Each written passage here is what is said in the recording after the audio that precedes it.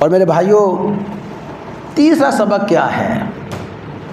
تیسرا سبق کہ جب ڈٹ گئے ہیں، حق کے راستے پہ استقامت اختیار کی ہے، حق کے راستے پہ جم گئے ہیں، تو پھر بڑی سے بڑی آزمائش آئے، بڑی سے بڑی تکلیف آئے، اس پہ صبر کرنا ہے، اس کو برداشت کرنا ہے، واویلا نہیں ہے، جزا فضا نہیں ہے، رونا پیٹنا نہیں ہے، اس لیے کہ حق کے راستے پہ چلنے والوں کے لیے آزمائشیں ہیں، تکالیف ہیں، ان کے لیے قربانیاں ہیں، لیکن ان آزمائشوں پہ، تکالیف پہ ڈٹ جانا، صبر کرنا، یہی درسگاہ کربلا کا سبق ہے۔ تو سب سے پہلے استقامت، اور استقامت کے بعد حق کے راستے پہ صبر کرنا، آزمائشوں کو، تکالیف کو برداشت کرنا، یہ درسگاہ کربلا کا سبق ہے۔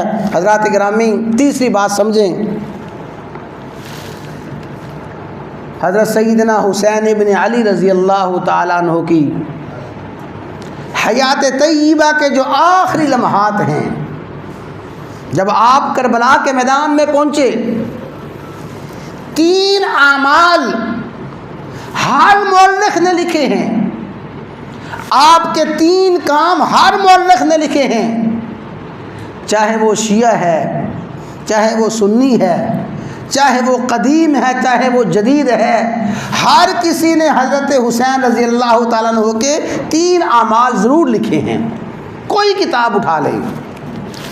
سب سے پہلے حضرت حسین رضی اللہ تعالیٰ عنہ نے میدان کربلا میں بھی تلاوت قرآن کی ہے، اللہ کا قرآن پڑھا ہے۔ میدان کربلا میں نواسہ رسول نے نماز ادا کی ہے، میدان کربلا میں نواسہ رسول نے روزہ رکھا ہے۔ تلاوت قرآن، روزہ، نماز، یہ 3 اعمال وہ ہیں جو ہر مورخ نے لکھے ہیں۔ حضرت حسین نے نماز کا اہتمام کیا، حضرت حسین نے روزہ رکھا، حضرت حسین رضی اللہ تعالیٰ عنہ نے آخری لمحات میں، آخری گھڑیوں میں، آخری دنوں میں تلاوت قرآن کی ہے۔ گویا درسگاہ کربلا سے قرآن کی تلاوت ملتی ہے، درسگاہ کربلا سے نماز ملتی ہے، درسگاہ کربلا سے روزہ ملتا ہے، اور یہی درسگاہ کربلا کا بہت بڑا سبق ہے۔ پتہ نہیں حضرت حسین رضی اللہ تعالیٰ عنہ کا روزہ کیسے بھول گئے؟ کربلا میں نواسہ رسول، جگر گوشہ بطول اہل بیت پیاسے اور بھوکے تڑپتے رہے۔ حضور نبی کریم علیہ الصلاۃ والسلام نے کربلا کی مشابہت جو سکھائی ہے، واقعہ کربلا کی مشابہت کے لیے آپ نے روزہ رکھا ہے۔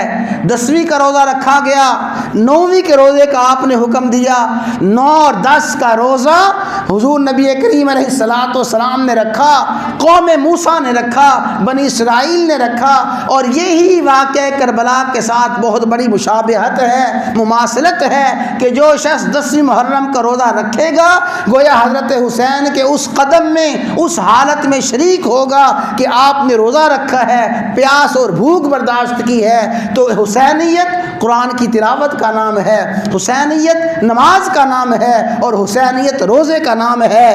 جو کبھی روزہ نہ رکھے، اس کا حضرت حسین کے ساتھ کیا تعلق؟ جس نے کبھی قرآن کی تلاوت نہ کی، اس کا حسین کے ساتھ کیا تعلق؟ جس نے کبھی نماز نہ پڑھی، اس کا حسین کے ساتھ کیا تعلق ہے؟ یہ درسگاہ کربلا کا سبق ہے۔ قرآن کی تلاوت کو معمول بنا لو، درسگاہ کربلا کا سبق ہے۔ نماز کو معمول بنا لو، درسگاہ کربلا کا سبق ہے۔ فرضی روزے کا ہر حال میں اہتمام کرو، نفلی روزوں کی کوشش کرو۔ حضرت حسین رضی اللہ تعالیٰ عنہ نے کربلا میں یہی سبق دیا ہے۔